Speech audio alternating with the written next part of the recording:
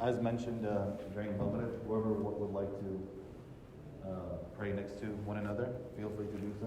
And if you don't feel comfortable, then no problem, inshallah, pray separated. But for those who want to pray close to one another, feel free, inshallah. Your decision.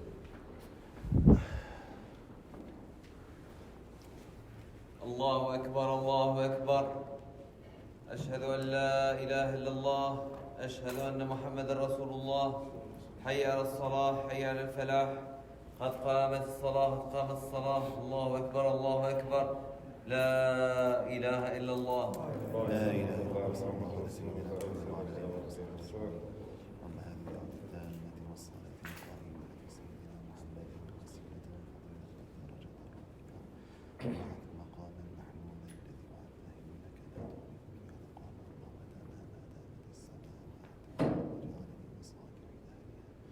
استووا استقيموا الله أكبر الله أكبر الله أكبر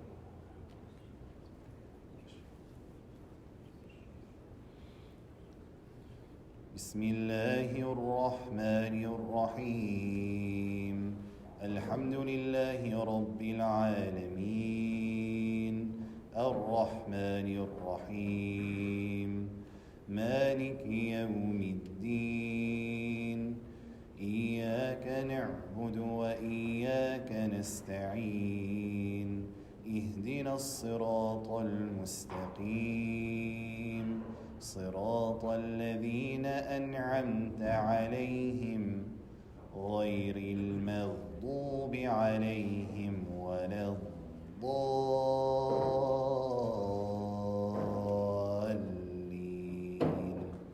آمين.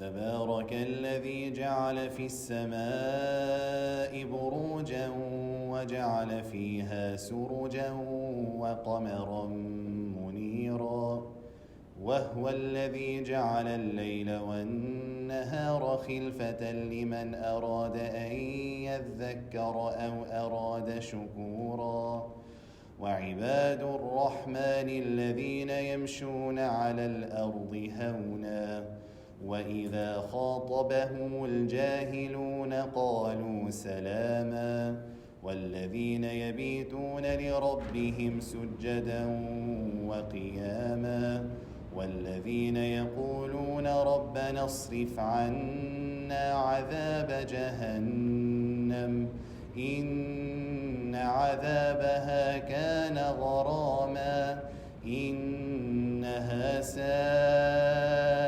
مستقرا ومقاما والذين إذا أنفقوا لم يسرفوا ولم يقتروا وكان بين ذلك قواما والذين لا يدعون مع الله إلها آخر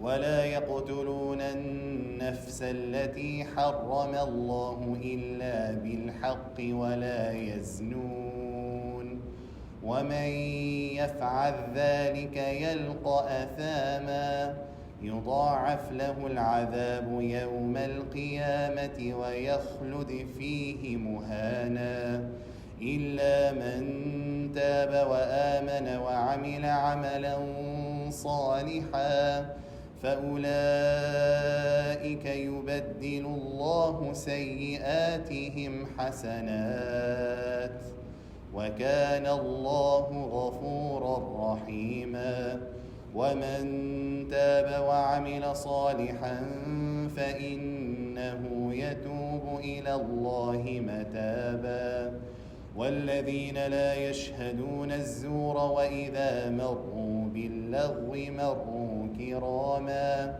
والذين إذا ذكروا بآيات ربهم لم يخروا عليها صما وعميانا الله أكبر.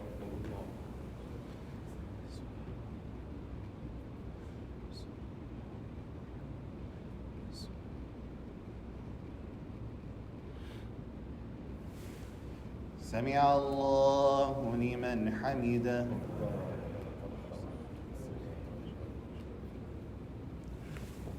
الله أكبر.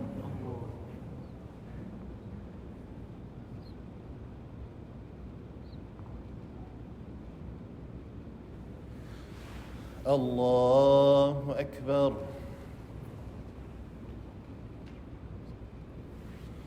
الله أكبر.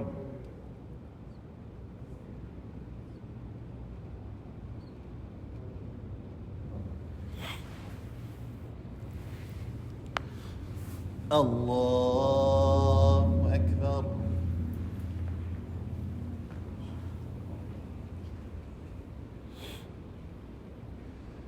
بسم الله الرحمن الرحيم. الحمد لله رب العالمين الرحمن الرحيم مالك يوم الدين إياك نعبد وإياك نستعين اهدنا الصراط المستقيم صراط الذين أنعمت عليهم غير المغضوب عليهم ولا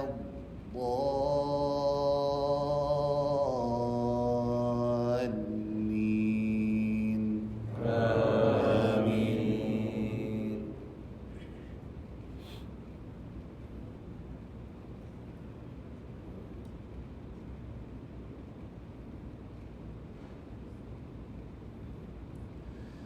والذين يقولون ربنا هب لنا من أزواجنا وذريتنا قرة أعين واجعلنا للمتقين إماما أولئك يجزون الغرفة بما صبروا ويلقون فيها تحية وسلاما خالدين فيها حسنت مستقرا ومقاما قل ما يعبأ بكم ربي لولا دعاؤكم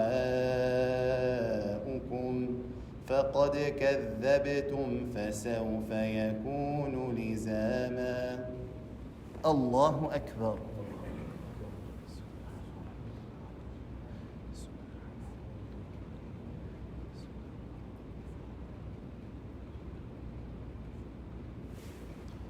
سمع الله لمن حمده.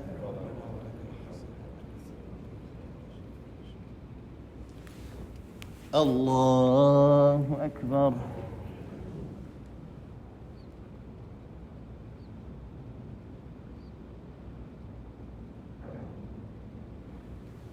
الله أكبر.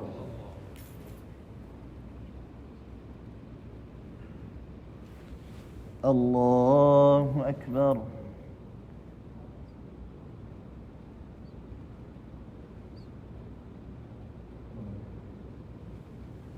الله أكبر.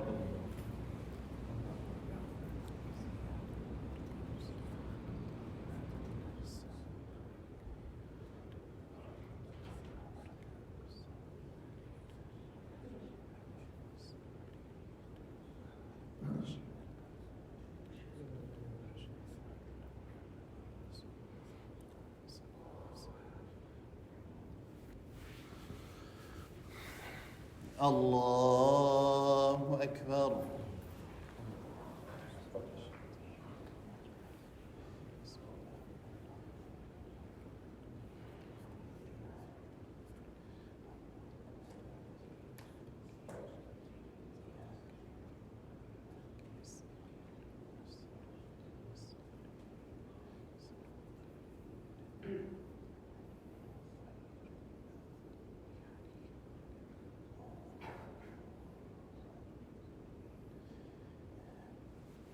الله أكبر.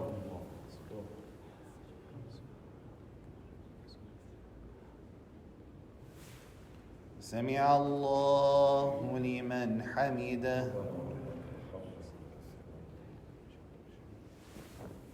الله أكبر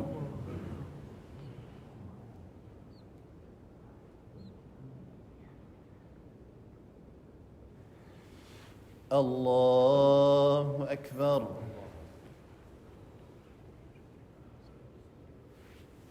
الله أكبر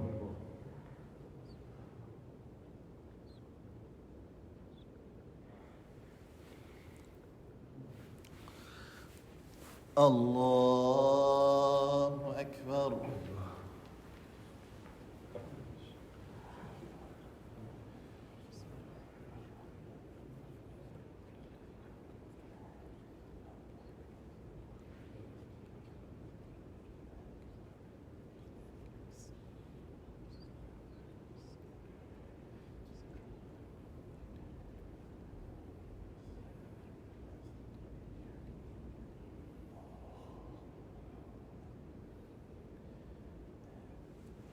الله أكبر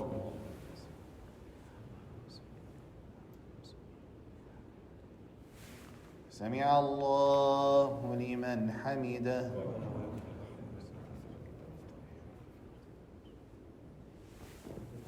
الله أكبر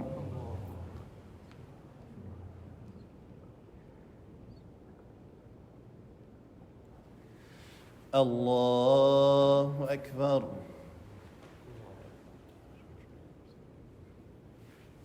الله أكبر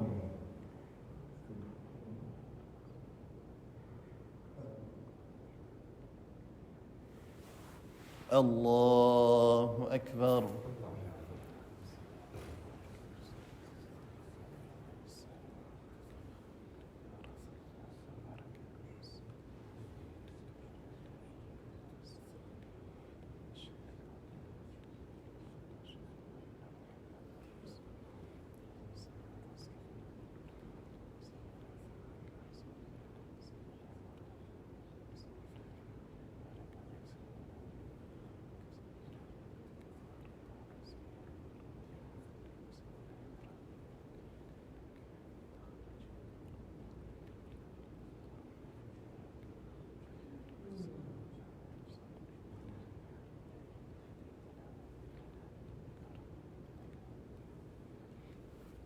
السلام عليكم ورحمة الله السلام عليكم ورحمة الله استغفر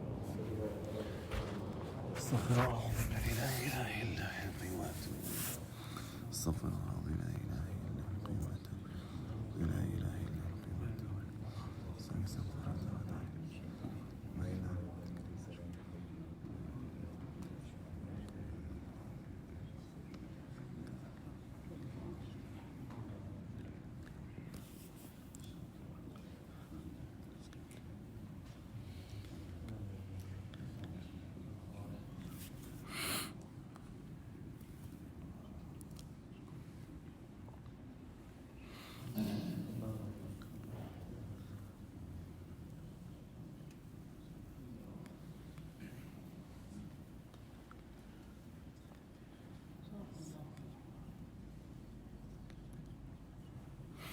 Bismillah, alhamdulillah, wa sallallahu ala Sayyidina Muhammad wa ala alihi wa sahbihi ajma'in.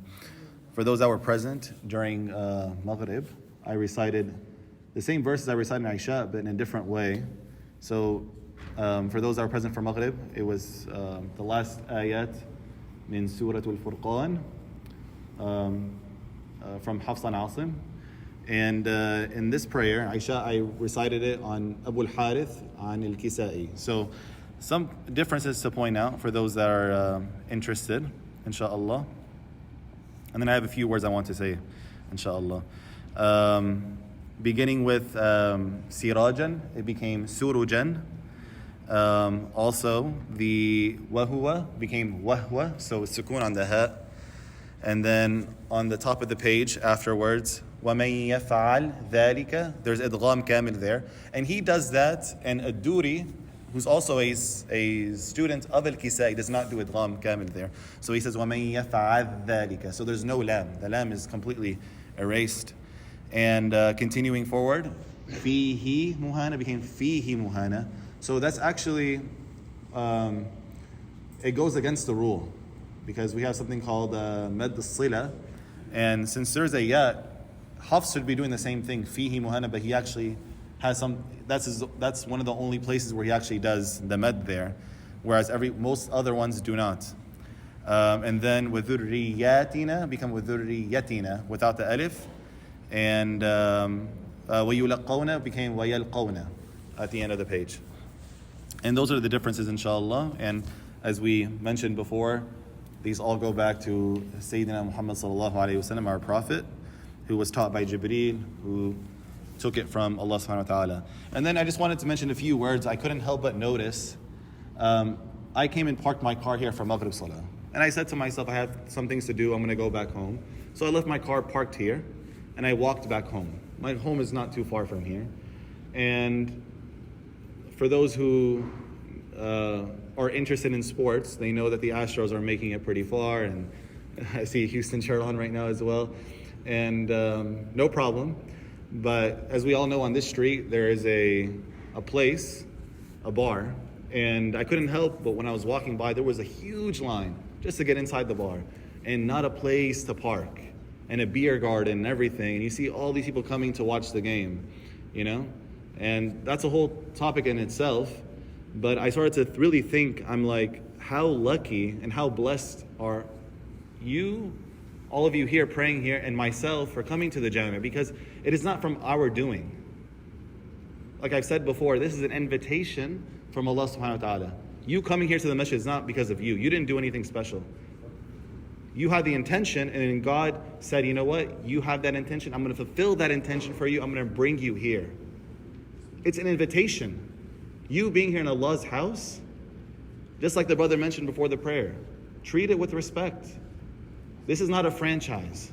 It's not like a Walmart or a Target or a mall. This is God's house. So every time you come here, thank God for that. And Ibn Attallah al-Sakandari, he has a very famous saying, we've heard multiple times.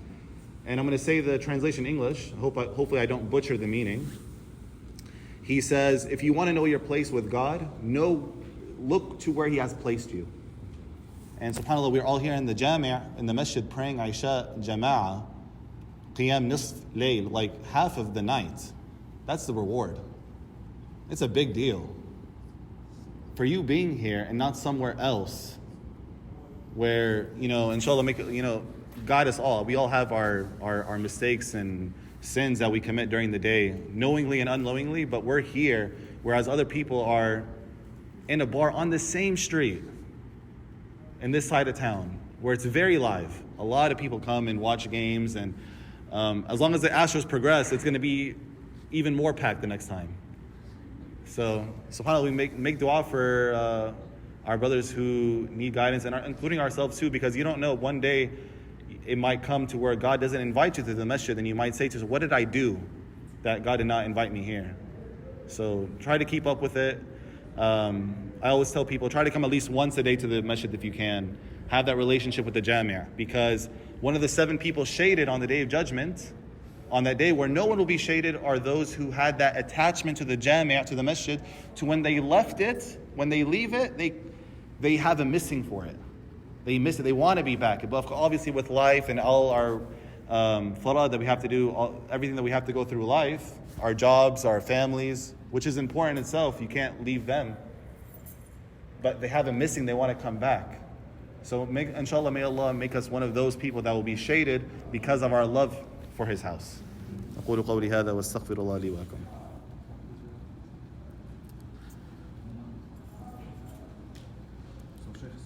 لا لا.